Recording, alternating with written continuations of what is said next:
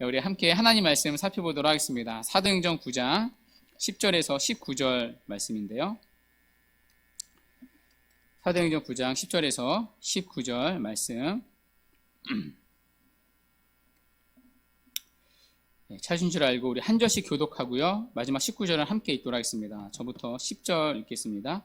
그때 다메섹에 아나니아라 하는 제자가 있더니 주께서 환상 중에 불러 이르시되 아나니아야 하시거늘 대답하되 주여 내가 여기 있나이다 하니 주께서 이르시되 일어나 지가라 하는 거리로 가서 유다의 집에서 다섯 사람 사울이라 하는 사람을 찾으라. 그가 기도하는 중이니라. 그가 아나니아라는 사람이 들어와서 자기에게 안수하여 다시 보게 하는 것을 보았느니라 하시거늘 아나니아가 대답하되 주여 이 사람에 대하여 내가 여러 사람에게 듣사온즉 그가 예루살렘에서 주의 성도에게 적지 않은 해를 끼쳤다 하더니 여기서도 주의 이름을 부르는 모든 사람을 결박할 권한을 대제사장들에게서 받았나이다 하거늘 주께서 이르시되 가라. 이 사람은 내 이름을 이방인과 임금들과 이스라엘 자손들에게 전하기 위하여 택한 나의 그릇이라. 그가 내 이름을 위하여 얼마나 고난을 받아야 할 것을 내가 그에게 보이리라 하시니 아나니아가 떠나 그 집에 들어가서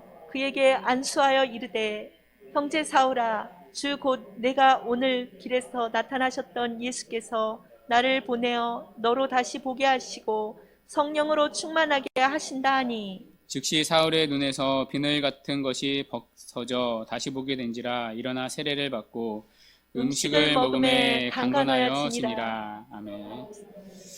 제자들과 함께 며칠 있을세. 예, 강건하여 지니라 여기까지만 살펴보도록 하겠습니다. 구절이 좀 애매하게 이제 잘려서 강건하여 지니라까지 살펴보도록 하겠습니다.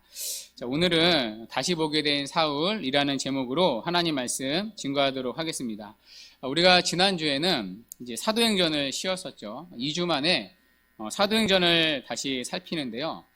여러분 바로 앞장의 내용 기억나시나요? 너무나 유명한 장면이었죠. 사울이 주님을 만나는 내용이었습니다. 주님이 다메섹으로 가는 사울을 찾아와 주십니다. 주님을 핍박한 사울을 죽여야 마땅한데 오히려 주님은 그런 사울을 구원하시려고 사울을 찾아와 주셨습니다. 놀랍게도 그런 사울이 구원을 받은 거죠.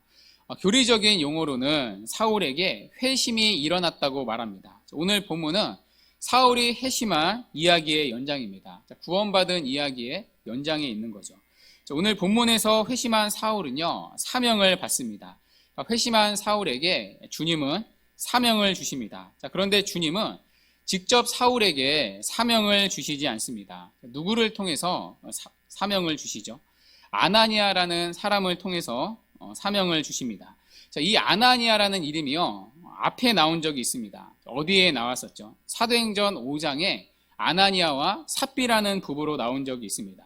그런데 오늘 본문의 아나니아는 그 아나니아가 아니겠죠. 5장의 아나니아는 하나님의 심판으로 죽어서 없습니다. 그래서 오늘 본문의 아나니아는 그 아나니아가 아닙니다. 그러면 이 아나니아는 누구인가? 오늘 본문에는 특별한 소개가 없습니다. 그런데 사도행전 22장에 가면 그에 대한 소개가 있습니다. 사도행전 22장 12절을 한번 띄워주시겠어요? 여기 보면 두 가지 소개가 있는데요. 앞에 글자가 한 글자가 잘렸네요. 법이 아니라 율법이거든요. 율법에 따라 경건한 사람이었습니다. 그래서 또 하나, 그는 모든 유대인들에게 칭찬을 받는 사람이었다고 말합니다. 이 아나니아를 예수님이 환상 중에 부르십니다. 부르셔서 사울에게 가라고 하십니다. 그러면서 가는 길을 마치 내비 찍듯이 이렇게 세세하게 알려주시는데요. 11절에 보면 먼저 직가라는 거리로 가라고 하십니다. 직가는 한자로 보면요, 곧은 직의 길 가짜인데요, 곧게 뻗은 길이라는 뜻입니다. 그러니까 쉬운 말로 직선으로 나 있는 거리라는 뜻입니다. 마치 줄임말과 같죠. 직가, 직선, 거리. 이 직가는요, 다메섹을 동서로 가로지르는 길입니다. 이렇게 말씀을 드리면 뭔 말인가 이제 이해가 안 되시죠. 이 직가라는 곳이 지금도 남아 있는데요. 사진을 한번 보시겠어요? 자, 여기가 보면 이제 직가라는 거리인데요. 여러분 이제 직선으로 길이 나 있죠. 그래서 직가라고 부릅니다. 그 다음 장 보여주시겠어요? 네, 여기 보면 이제 문이 하나 있잖아요. 이게 다메섹의 동문이라고 하는데 그 길로 가는 거리가 직선 거리죠. 그래서 직선 거리다 해서 이제 직가라고 이제 부르는 거죠. 자, 그래서 이제 그 주님이 아나니아에게 이 직가라는 길로 가라고 하십니다. 그 길로 가다 보면 유다의 집이 나온다고 하십니다. 자, 그 유다의 집에서 사울이 이제 기도하는 중이라고 알려주십니다. 자, 그런데 사울이 무엇을 기도하고 있느냐? 자, 오늘 본문에 보면요. 기도의 내용이 없습니다. 자, 그냥 기도하는 중이라고만 나옵니다. 자, 아마 학자들은 사울이 회개 기도를 했을 거라고 말합니다. 그러니까 지금까지 사울은 주님을 대적하지 않았습니까? 그리고 주님을 믿는 그리스도인들을 박해하지 않았습니까? 그런 죄들을 회개했을 거라고 말합니다. 슈나벨이라는 학자는 조금 더 구체적으로 사울의 기도를 추측을 하는데요. 이렇게 말합니다. 사울의 기도는 하나님의 영광의 빛 가운데서 만나 예수님을 거슬렀던 것을 회개하는 기도, 또 하나님을 거스르며 싸웠던 것을 회개하는 기도, 또 예수님을 따르는 사람들을 체포하여 벌을 주며 처형했던 일을 회개하는 기도였을 것이다. 한마디로 회개의 기도라는 거죠. 자, 그러면서 사울은 자신의 삶을 인도해 주시기를 기도했을 거라고 설명합니다. 이게 사울이 기도한 내용이었을 거라고 학자들은 말합니다.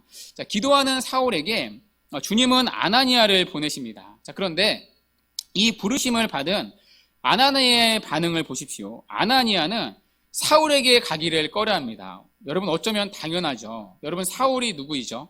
이 당시 사울은 기독교인들에게 가장 무섭고 공포스러운 이름이었습니다. 여러분 우리가 다 보지 않았습니까? 사울은 예루살렘 교회를 박해를 했는데 그것도 크게 박해한 자입니다. 그러니까 메가톤급의 박해를 했던 자이죠. 자, 그래서 예루살렘 교회의 성도들이 사울의 박해를 피해 사도들만 남겨놓고 뿔뿔이 흩어지게 되었습니다. 자, 그런데 그걸로도 성이 차지를 않아서 다메섹까지 쫓아와서 성도들을 잡아가려던 자입니다. 이 소식을 아나니아가 모를 리가 없었겠죠. 자, 그런데 그런 사울에게 찾아가라. 여러분 이건요 마치 사자골 안으로 스스로 들어가는 것과 같습니다. 자, 그래서 아나니아는 가기를 꺼려합니다. 자, 그러나 주님은 아나니아를 사울에게 보내십니다. 이제는 괜찮다는 것이겠죠. 자, 그러면서 사울에게 전해야 할 말씀을 주십니다. 한마디로 사울의 사명을 알려주시는데요. 자, 그 사울의 사명이 15절에 나옵니다. 우리 15절 이 부분은 함께 읽도록 하겠습니다. 시작. 주께서 이르시되 가라, 이 사람은 내 이름을 이방인과 임금들과 이스라엘 자손들에게 전하기 위하여 택한 나의 그리시라. 아멘. 여기 보면요 순서가 참 의미가 있는데요. 자, 여기 보면 사울의 사역에 세 가지 대상이 나옵니다. 첫 번째로 사울이 사역해야 할 대상이 누구이죠? 먼저는 이방인이라고 말합니다. 자, 이방인은 유대인이 아닌 사람을 말합니다. 그러니까 여호와 하나님이 아니라 다른 신들이나 다신론을 예배하는 자들입니다. 자, 이런 이방인에게 복음을 전하는 사람으로 사울을 부르십니다. 자, 그래서 여러분 이런 말이 있지 않습니까? 베드로는 유대인의 사도요, 또 사울은 이방인의 사도다. 그러니까 하나님은 사울을 부르실 때 이미 이방인 사역을 염두에 두었습니다. 자, 실제로요 사도행전 이 뒷부분에 보면 이방인에게 복음을 선포하는 사울의 모습을 발견할 수 있습니다. 자, 이어서 두 번째 사역의 대상이 누구이죠? 임금들이라고 말합니다. 자, 실제로 사도행전 25장에 보면요 사울은 아그리빠 2세 왕 앞에서 복음을 전합니다. 그리고 로마 황제 앞에서도요 예수님을 전합니다. 그러니까 이 순서대로 그대로 사도행전에 사울의 사역이 펼쳐지고 있는 거죠. 자, 이어서 세 번째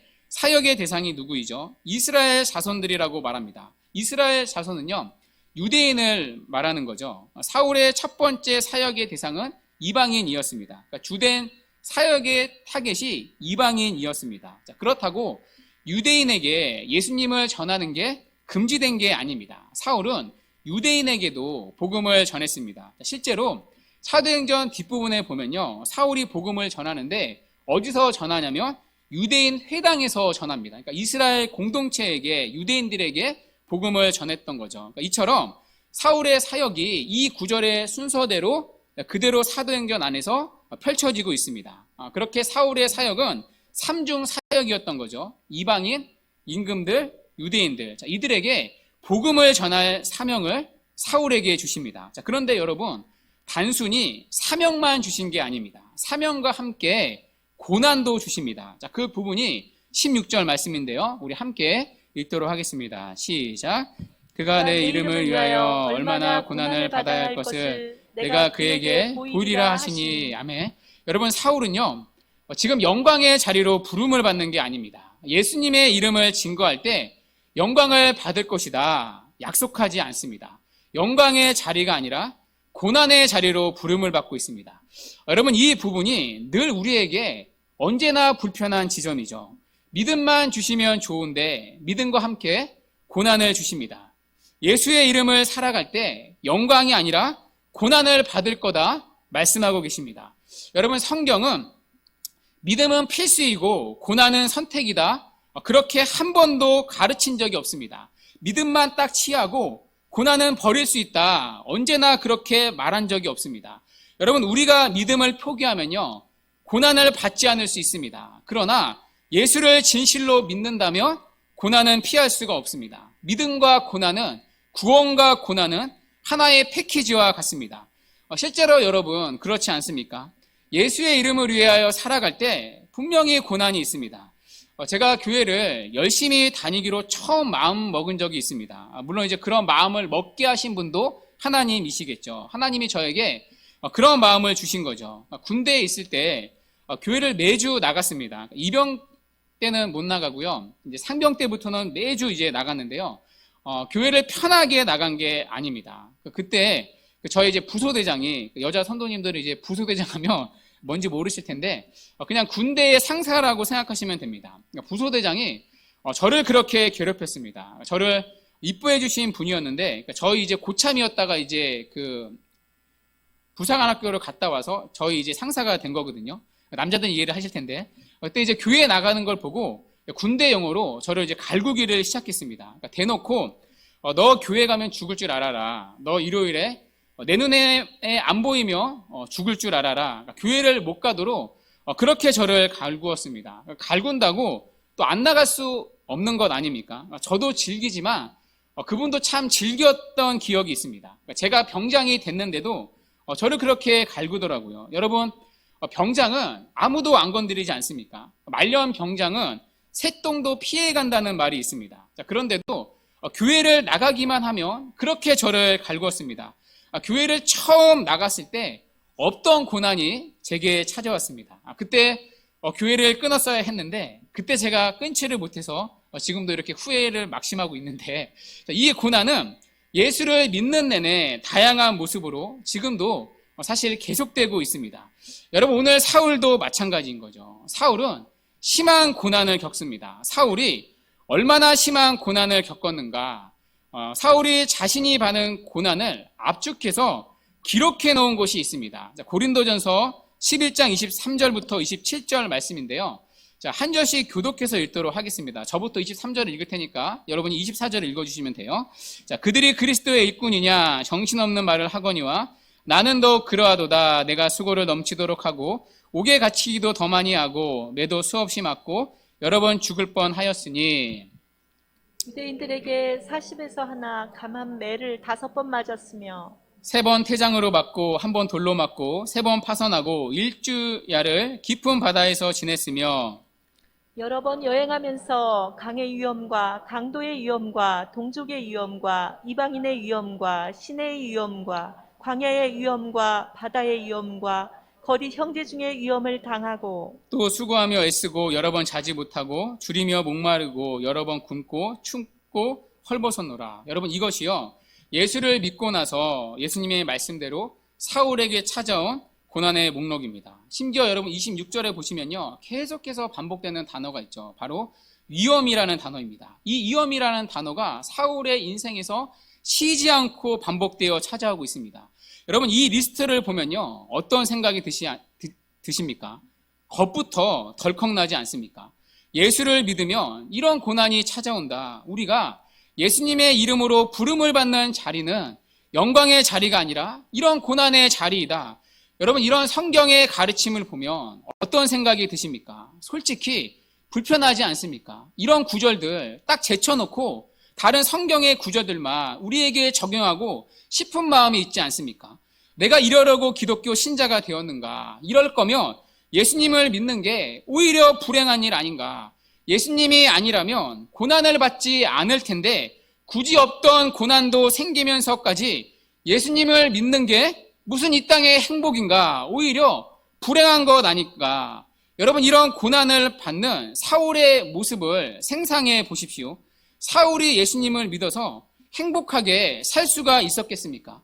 이런 고난을 경험하고 이런 고난을 겪으면서 사는 사람의 삶은요, 행복할 수가 없습니다. 상식적인 이해죠. 행복한 모습보다는 고뇌하는 사울의 모습, 웃는 모습보다는 슬퍼하고 후회하는 사울의 모습, 기쁘기보다는 날마다 원망하고 불평하는 사울의 모습을 우리는 상상하기가 훨씬 더 쉽습니다. 자, 그러나 여러분, 놀랍게도요, 여러분 그거 아시지 않습니까?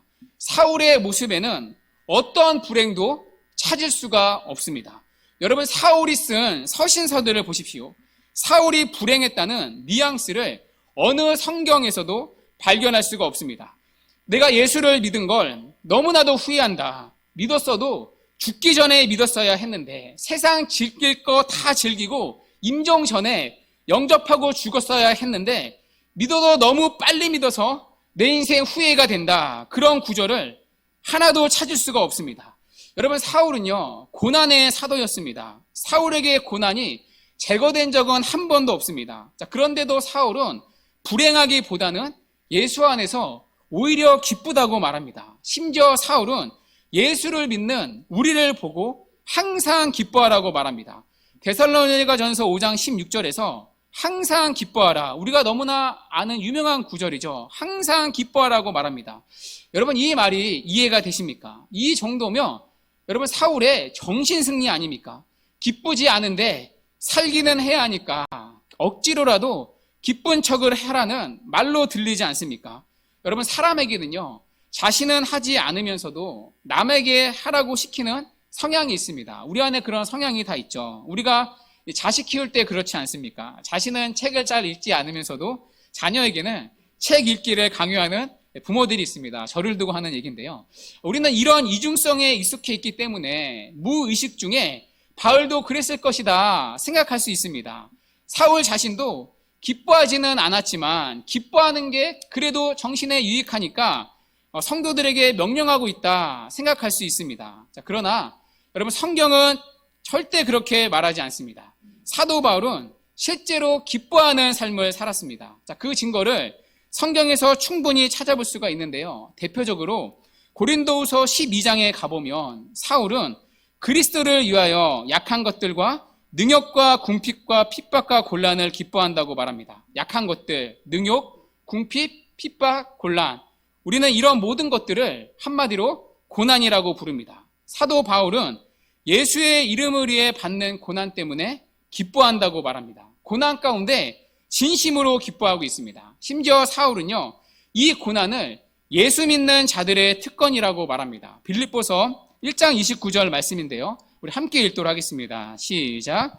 그리스도를 위하여 너에게 은혜를 주신 것은 다만 그를 믿을 뿐 아니라 또한 그를 위하여 고난도 받게 하려 하심이라. 아멘. 아멘. 사도 바울은요, 예수를 믿는 신자에게 두 가지 은혜, 두 가지 특권이 주어졌다고 말합니다. 첫째는 믿음이고요. 둘째는 고난이라는 은혜입니다. 이 두 가지는 선물이자 은혜요, 특권으로 주어졌다고 말합니다. 여러분, 믿음이 은혜이다, 특권으로 주어졌다, 이 말은 어렵지 않습니다. 자, 그러나 고난이 하나님의 자녀들에게 주어진 선물이고 은혜이고 특권이라는 말은요, 너무나 낯설지 않습니까? 자, 그런데도 사울은요, 그리스도를 위하여 받는 고난이 은혜요, 특권이라고 말합니다. 자, 그래서 사울은요, 우리에게도 함께 고난을 받자고 말합니다. 디모데후서 1장 8절 말씀인데요. 우리 함께 읽겠습니다. 시작.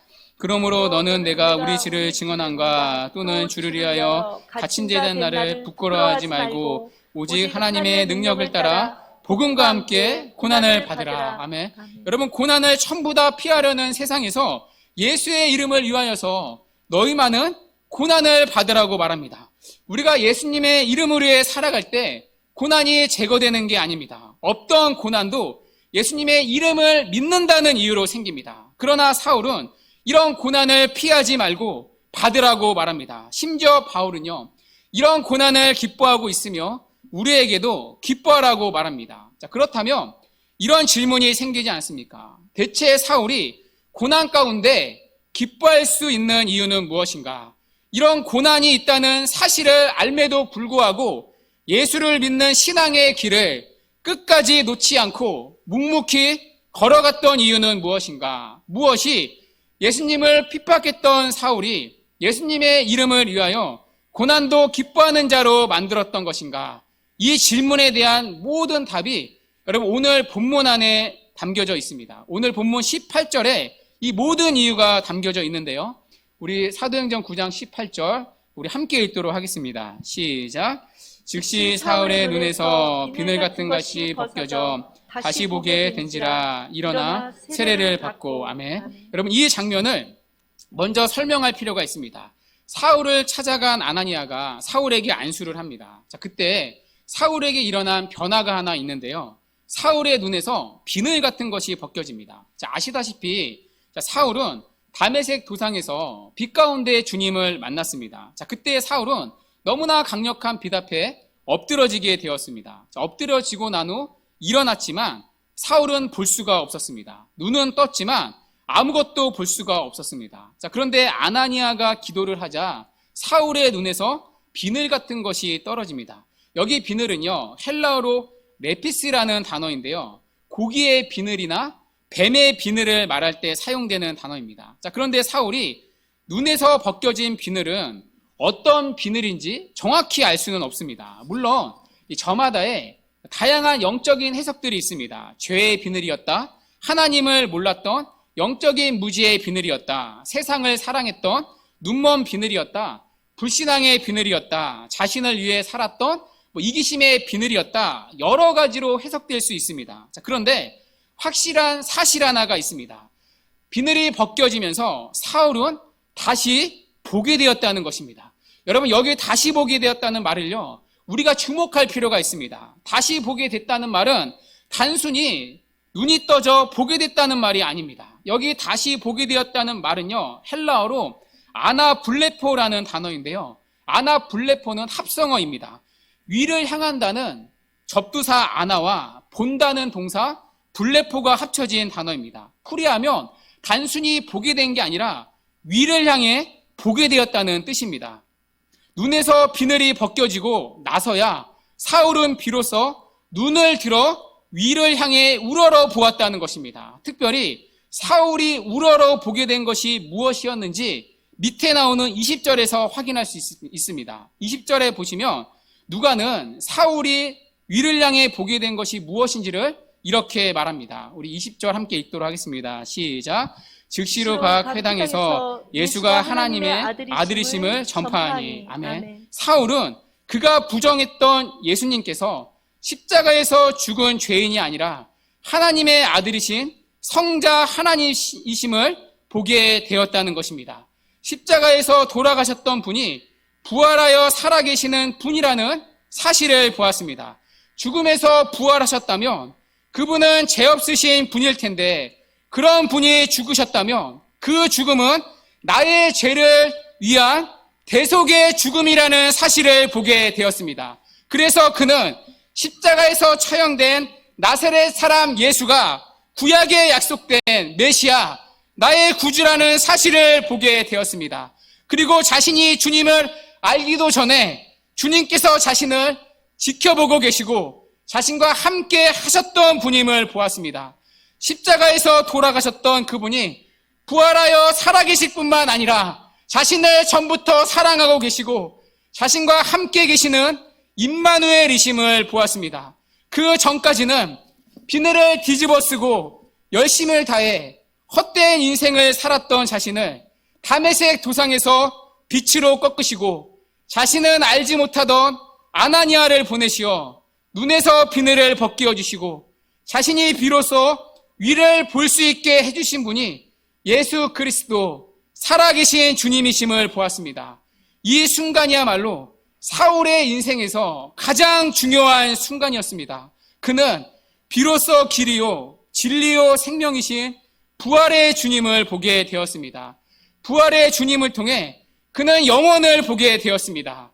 이 땅이 전부인 줄 알고 살았던 사울이 이제는 영원을 보게 되는 새로운 위를 향한 믿음의 눈이 열리게 되었습니다. 전에는 이 세상이 전부라고 믿었던 사울이 이제는 위를 향해 영원한 하나님의 나라를 우러러 보게 되는 새로운 믿음의 눈이 열리게 되었습니다.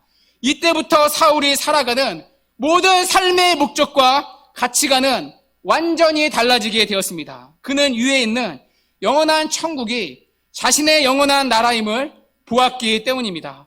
죽고 나서 결국 자신이 가게 될 곳은 그곳이며 마지막 날에 새 하늘과 새 땅으로 완전하게 드러날 것을 믿었기 때문입니다. 그래서 사울은 이 땅에 사는 사람이었지만 더 이상 이 땅에 속한 사람이 아니라 주님께 속한 사람이 되었습니다. 주님께 속한 사울은 이 땅에 살면서부터 이미 영원을 살고 있었습니다.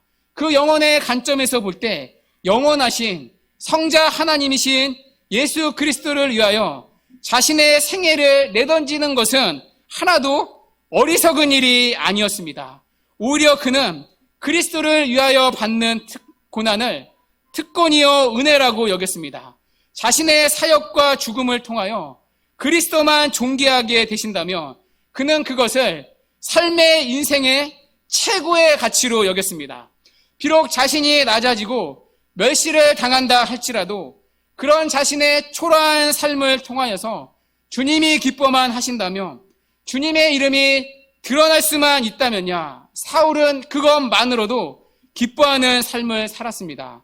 자신 같은 죄인을 죄와 사망에서 구원해 주신 그 주님의 사랑과 죽어 마땅한 자기 같은 흉측한 죄인에게 찾아오셔서 부어주신 그 주님의 영원한 생명과 그 주님의 사랑과 생명을 생각하면 자기 육체가 받는 고난은 아무것도 아니었습니다. 그의 눈에서는 비늘이 벗겨져서 위를 다시 볼 수 있는 영원한 눈이 열렸기 때문입니다. 그러니 영원한 예수 그리스도의 이름을 위한다면 이 땅에서 받는 잠깐의 고난도 영원한 그분의 이름을 위하여선 얼마든지 그 고난도 기뻐할 수 있었던 것입니다.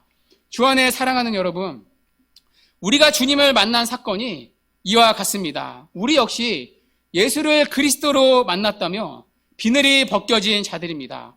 예수님을 몰랐던 불신앙의 비늘이 벗겨진 자들이고, 자기만을 위해 살았던 이기심의 비늘이 벗겨진 자들이고, 눈에 보이는 이 땅의 세상밖에 몰랐던 육신의 정욕과 이생의 자랑과 안목의 정욕이라는 비늘이 벗겨진 자들이고, 하나님을 보지 못하도록 우리의 눈을 덮고 있던, 우리의 마음을 가리고 있던 불신앙의 비늘이 벗겨진 자들입니다. 그 전까지는 사울과 같이 비늘을 뒤집어 쓰고 열심을 다해 헛된 인생을 살았던 우리를 주님이 어느 날 복음의 빛 가운데 찾아와 주시고 아나니아와 같은 교회에 우리를 보내시어 복음을 듣게 하심으로 눈에서 비늘을 벗겨 주시고 우리로 하여금 위를 볼 수 있게 해주신 분이 예수 그리스도 살아계신 주님이심을 보았습니다. 그 주님을 통해 우리는 하나님이 나를 얼마나 사랑하신지를 보게 되었습니다. 그리고 그 주님을 통해 우리 또한 위를 향해 볼 수 있게 되었습니다. 우리 또한 길이요 진리요 생명이신 부활의 주님을 보게 되었습니다. 부활의 주님을 통해 우리 또한 영원을 보게 되었습니다. 우리 역시 사울과 같은 동일한 은혜를 받은 자들입니다. 나 같은 죄인을 죄와 사망의 자리에서 하나님의 아들의 나라로 구원해 주신 그 주님의 사랑과 영원히 죽어 마땅한 나 같은 죄인에게 찾아오셔서 부어주신 그 주님의 영원한 생명과 선한 것 하나 없는, 도무지 선한 것 찾아볼 수 없는 나의 더러운 의로는 도저히 들어갈 수 없는 천국을 주심으로 우리에게 약속하신 영원한 소망이 우리에게도 부어지고 있습니다. 그 주님의 영원한 사랑과 영원한 생명과 영원한 소망이 우리에게도 허락되어 있습니다. 그래서 사울은 너희도 고난을 기뻐하라고 말합니다. 아니, 고난도 능히 기뻐할 수 있는 자라고 말합니다. 예수의 이름을 위하여 받는 고난도 너희들에게는 은혜요 특권이라고 말합니다. 우리에게도 동일한 영원한 사랑과 영원한 생명과 영원한 소망이 허락되었기 때문입니다. 그러므로 주 안에 사랑하는 여러분, 영원한 예수 그리스도 그분의 이름을 위하여 이 땅에 잠깐 동안의 인생을 우리 믿음으로 살아갑시다. 예수 그리스도 그분의 이름을 위하여 우리도 함께 살아갑시다. 예수 그리스도 그 사랑스러운 이름을 위하여 고난도 기쁨으로 받으며 우리 함께 살아갑시다. 오늘 주님은 사울에게 예수의 이름을 위하여 고난이 있다고 하십니다. 여러분, 신자의 삶은요, 자신을 증명하거나 자기 자신을 존재하기 위한 길이 아닙니다. 오직 예수 그리스도의 이름이 세상에 증거되기 위한 도구로 우리의 삶이 오늘도 부름을 받고 있습니다. 우리가 받은 사명이라고 하는 것은 이제는 예수를 믿게 되었으니 내가 꿈꾸고 내가 가고 싶고 내 존재를 사람들에게 더 선명하게 드러내는 자리로 부름받은 게 아닙니다. 여러분, 그런 자리로 부름을 받아야만 여러분 우리의 의미 있는 인생이 아닙니다. 우리는 우리 자신을 증명하기 위해 부름받은 자들이 아니라 우리 주님의 구원의 주님의 이름을 드러내는 자들입니다. 그래서 우리의 희생을 통하여서 자신의 존재감이 확인되어지지 않는다고 해서 절망하거나 눈물을 흘릴 필요가 없습니다. 여러분, 사실 이 부분이 하나님 앞에 늘 우리의 시험거리 아닙니까? 내가 하나님 앞에 이렇게 기도를 했는데 왜 내 삶은 하나님 여전히 이 모양입니까? 나도 하나님을 똑같이 믿었는데 왜 나는 이렇게 살아야 합니까? 여러분, 이게 늘 하나님 앞에서 우리의 시험거리 아닙니까? 여러분, 우리가 교회에서도 그렇지 않습니까? 교회 안에서 봉사하다가 제일 크게 당하는 일이 무엇입니까? 여러분이 한 일에 대한 마땅한 보답을 받지 못하는 것 아닙니까? 교회 안에 봉사가 어려운 점은 언제나 그것입니다. 여러분이 한 일에 대한 마땅한 대접을 해주지 않는다는 것입니다. 자, 그러나 우리는 우리 자신을 증명하기 위해 부름받은 인생이 아닙니다. 영원하신 그리스도의 이름을 위하여 부름을 받은 인생입니다. 그래서 오늘도 우리가 기억해야 할 것은 내가 어떤 대접을 받고 있느냐가 아니라 하나님께서는 나를 통하여 무엇을 하시기를 기뻐하시는가 하는 이것이 최고의 관심사여야 합니다. 다른 사람이 나를 뭐라고 그러냐가 아니라 그걸 통해 하나님께서 영광을 받으셨느냐, 그분께서 하고 싶은 일을 나를 통해 이루셨느냐로 기뻐해야 합니다. 그렇기 때문에 내가 어떻게 되느냐가 문제가 아니라 내가 지금 당하고 있는 이 일로 인하여서 하나님께서 영광을 받으셨느냐, 또 하나님께서 하시고 싶어 하시는 일을 나를 통해 하셨다면 그걸로 우리는 기쁨을 누릴 수 있어야 합니다. 그러한 우리의 삶을 통하여서 하나님은 영광을 받으십니다. 이것이 우리가 부름받은 신앙의 자리입니다. 주 안에 사랑하는 여러분, 오늘 온 열방에 예수님의 이름을 가지고 갈 택한 그릇으로 사울을 부르셨듯이 하나님께서도 우리 각자의 인생을 이 모양 저 모양으로 살게 하셔서 결국은 우리 안에 그리스도만이 존귀케 되어지기를 원하십니다. 그리고 우리의 초라하고 별 볼 일 없는 삶을 통하여서도 하나님의 이름이 누구 못지않게 사람들에게 증거되어지는 그 길로 우리 또한 동일하게 부르고 계십니다. 여러분이 원하고 기도했던 대로 여러분의 인생이 펼쳐지지 않는다 해도 하나님은 오늘 그런 사울의 인생을 붙잡고 계셨듯이 지금도 여러분의 인생을 붙잡으셔서 그리스도의 이름을 증거케 하시는 역사를 이루고 계십니다. 그러니 여러분의 인생을 주어진 자리에서 멋지게 살아내시길 바랍니다. 우리도 사울처럼 눈에서 비늘이 벗겨져서 위를 보게 된 자들이며 사울과 동일한 하나님의 은혜가 우리에게도 부어지고 있습니다. 하나님의 영원한 사랑과 영원한 생명과 영원한 소망이 허락되어 있으며 지금도 우리에게 부어지고 있습니다. 그러니 우리가 어떠한 영광과 어떠한 사랑과 어떠한 명예와 어떠한 은혜를 입은 자인지를 다시금 기억하시고 한 주간도 예수님의 이름을 위하여 살아가는 은혜가 있기를 바랍니다. 그래서 우리에게 주어진 삶의 자리가 어떠하든지 간에 주님의 이름을 위해 살아가는 것으로 우리의 기쁨을 삼으시고 그 기쁨을 누리며 살아가는 복된 은혜가 우리 모두에게 있기를 주님의 이름으로 간절히 축원합니다. 아멘.